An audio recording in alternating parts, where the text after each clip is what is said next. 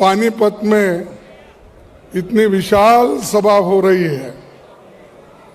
ऐसी बड़ी सभा जो आयोजन किए हैं उस तमाम कांग्रेस पार्टी के नेताओं को मैं अपना धन्यवाद देता हूं। और ये पानीपत हमने इतिहास में पढ़ा है कि पानीपत में हमेशा युद्ध होते रहे और यहाँ से हमेशा होते रही।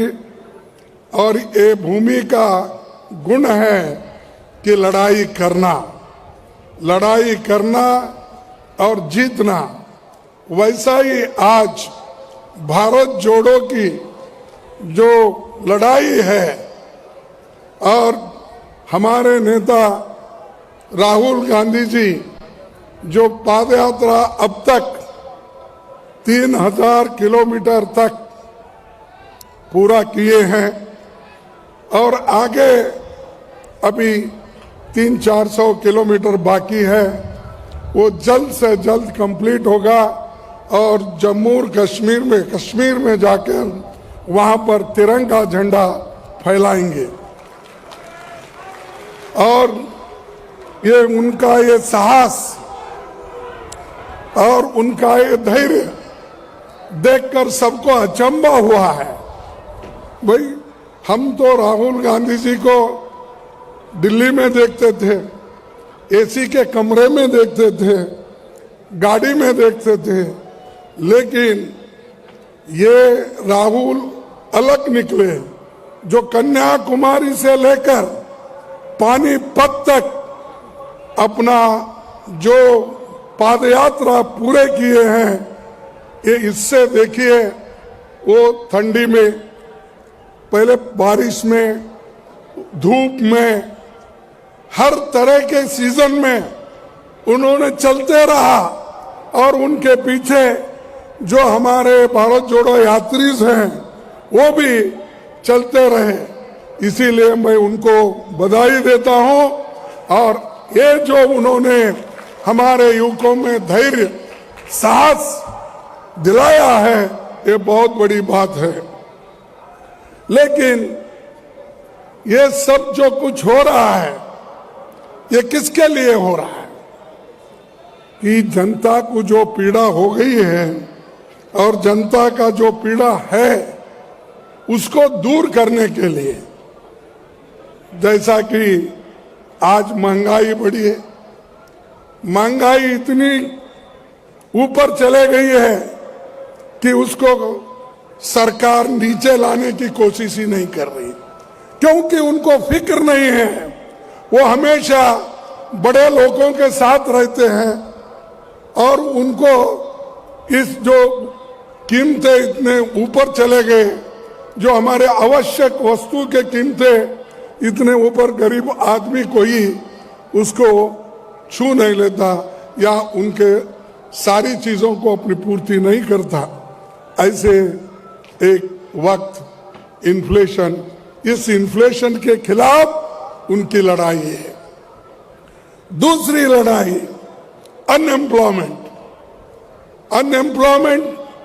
45 यानी 45 इयर्स में इतना बड़ा अनएम्प्लॉयमेंट कभी नहीं हुआ। आज उसके लिए वो रास्ते पे आकर लड़ रहे हैं। आज देखिए हर जगह युवा डिग्रियां लेकर बहुत से engineers, doctors, MBA, MA, BA, B.Ed होकर रास्ते पे गिरे हुए हैं।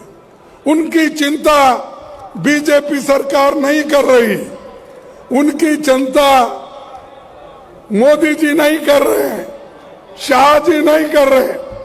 और उनका एक ही काम बना है, जब से वो प्रधानमंत्री बने, जब से वो होम मिनिस्टर शाह बने, तब से उनका एक ही काम है कि देश में चुनाव का भाषण ही करते। देश के बारे में उनका सोच कुछ नहीं है। युवकों के बारे में उनका सोच नहीं है, इन्फ्लेशन के बारे में उनका सोच नहीं, देश के आर्थिक परिस्थिति के बारे में उनका सोच नहीं है। जहां जहां इलेक्शन करवाना, जिन लोगों को तोड़ना, ईडी के मदद से, इनकम टैक्स के मदद से, हर चीज से वो इस्तेमाल करके कांग्रेस को तोड़ने का देखते हैं। राहुल जी के नेतृत्व में हम 6-7 स्टेट में हमारी सरकार आई थी, वहां के लोगों को किसने तोड़ा? किसने तोड़ा? बीजेपी के लोगों ने तोड़ा। किसी को पैसे देकर, किसी को लालच देकर, किसी को बहका के, किसी को मिनिस्ट्री देकर, ऐसे चीज करके, और किसी को ईडी का डर दिखा के, इनकम टैक्स का डर दिखा के उन्होंने सारे सरकारें तोड़ दी। बात तो डेमोक्रेसी की करते हैं, लेकिन करते क्या है? डेमोक्रेटिकली जो चुने हुए सरकार है उनको एक एक करके गिराते जाते हैं, और ऊपर से बोलते हम लोकतंत्र में विश्वास करते हैं। कहां है भैया आपका लोकतंत्र? हर जगह आप लोगों के वजह से, लोगों ने मदद करके जो सरकारें कांग्रेस सरकार बनाई, उसको आप तोड़ते फिरते हो। और भगवान का नाम तो लेते हैं, लेकिन इतना झूठ बोलते हैं, शायद ही कोई पॉलिटिशियन या कोई प्राइम मिनिस्टर, कोई होम मिनिस्टर आज तक इतना झूठ नहीं बोले। ये झूठों के सरदार है। हर 2 करोड़ नौकरियां देने का ये सच है झूठ कि उन्होंने कहा भाई मुझे चुन के लाओ, मैं एक गरीब आदमी हूं, मैं देश को बनाऊंगा, हर एक लोगों को, इस देश में रहने वालों को 2 करोड़ युवाओं को हर साल नौकरी दूंगा। दिया नौकरी?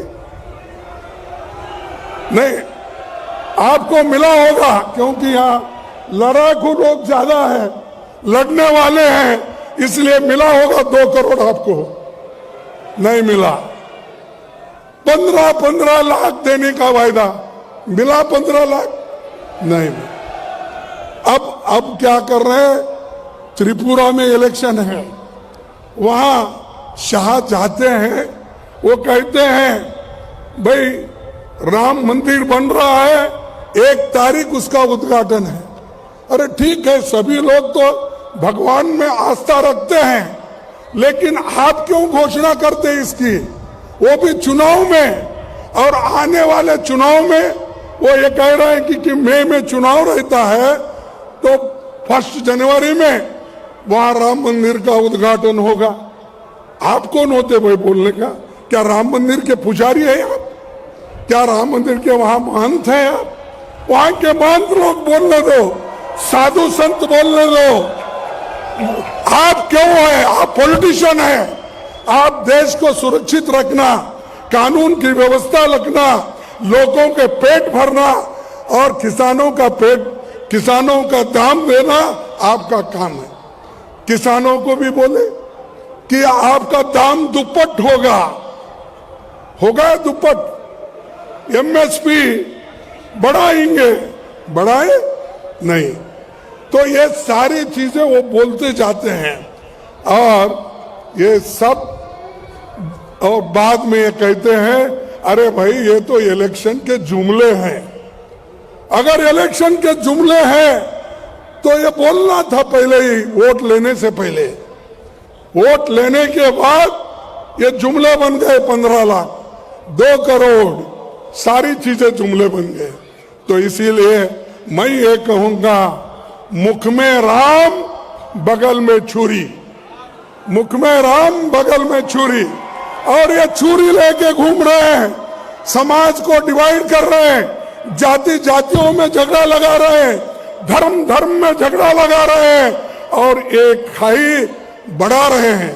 जो डिवाइड कर रहे हैं, इसी के लिए राहुल गांधी जी इस खाई को दूर करने के लिए, जोड़ने के लिए वो इतनी पाद यात्रा कर रहे हैं। ये है, ये वोटों के लिए नहीं है, ये वोटों के लिए नहीं है, ये देश के हित के लिए है, आपके हित के लिए है, किसानों के हित के लिए है, युवाओं के हित के लिए है, महिलाओं के हित के लिए है, दलितों के हित के लिए है। ये जो कर रहे हैं वो, लेकिन वो क्या कर रहे हैं?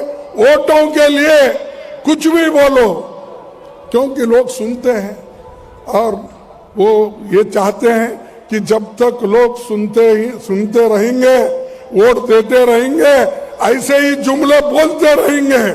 ये उनका एक वादा है और उसी से निभाने की कोशिश कर रहे हैं। मैं एक बात कहूंगा कि भाई, ये कभी भी एक कवि ने कहा है, क्या कहा है, मैं उस लेखक का एक सेंटेंस यहां पर उच्चारण करूंगा। था तुझे गुरूर अपने लंबे होने का ए सड़क, था तुझे गुरूर अपने लंबे होने का ये सड़क, राहुल के हौसले ने तुझे पैदल की नहीं नाप दिया। था तुझे गुरूर अपने लंबे होने का ये सड़क, सड़क बोल रही थी मैं इतना लंबा हूं और वो उस पे गुरूर था उसको, लेकिन राहुल के हौसले ने तुझे पैदल ही नाप दिया, चल के ही नाप दिया। तुम कितने लंबे हो मैं देखता हूं। तो कन्याकुमारी से कश्मीर तक वो चलते जा रहे हैं और हम सबको उनके मदद में, उनके सपोर्ट में आना चाहिए। और युवकों को मैं खास करके विनती करता हूं कि अभी बहुत से चीजें हैं बोलने के लिए, लेकिन वक्त हुआ है, हमको पहुंचना भी है, राहुल जी भी आने वाले हैं, इसीलिए मैं ज्यादा वक्त न लेते हुए मैं इतना ही कहूंगा कि यहाँ के युवकों को फंसाने की कोशिश चली। अग्निपथ का उन्होंने एक विचार लाकर अब सबको स्टाइपेंडरी ग्रेजुएट, किसी को मिलिट्री नहीं, फौजी नहीं कहलाएंगे, वो सिर्फ उनको एक सर्टिफिकेट दिया जाएगा और वो सर्टिफिकेट लेके ही वो फिरते रहेंगे, नौकरी नहीं। 30 लाख नौकरियां इस देश में खाली है, चाहे डिफेंस हो, चाहे स्कूल्स हो, चाहे कॉलेजेस हो, चाहे सिविल सर्विस में हो, 30 लाख। लेकिन मोदी जी नहीं देंगे, वो इसलिए नहीं देंगे, 30 लाख में से 15 लाख नौकरियां scheduled caste, scheduled tribe, backward class के लिए जाएंगे। तो इसीलिए वो चाहते हैं अगर 15 लाख लोग गरीब अगर घर बसाएंगे, मजबूत होंगे, आर्थिक दृष्टि से मजबूत होंगे, तो हमारी परेशानी बढ़ जाएगी। इसीलिए वो 30 लाख नौकरियां नहीं भर रहे, ऐसे छोटी मोटी स्टाइपेंड देके लोगों को गुमराह कर रहे हैं। तो इसलिए दोस्तों, ऐसे सरकार को भी सबक सिखाना है और हमारा काम है और मजबूती के साथ रहना है। देश को बचाने वाले हम लोग हैं और देश के लिए कभी वो लोग नहीं लड़े, आजादी के लिए नहीं लड़े, अपनी कुर्बानी नहीं दिए, लेकिन सब कुछ किया कांग्रेस ने। और कांग्रेस जो की है उसका फायदा उठाकर आज हर जगह घूम रहे हैं। एक प्राइम मिनिस्टर निकलता है तो 100 गाड़ियां उसके पीछे। अरे क्यों भाई, पहले के प्राइम मिनिस्टर भी जाते थे, कितने गाड़ियां, 8, 10, 15 कुछ रहते थे। आज होम मिनिस्टर भी निकलता है, उसके पीछे भी 50 गाड़ियां। और हम यहां पर पानीपत पहुंचना चाहते थे हेलीकॉप्टर में, तो हमको क्लियरेंस भी जल्दी नहीं मिलता। ये बात चल रही है।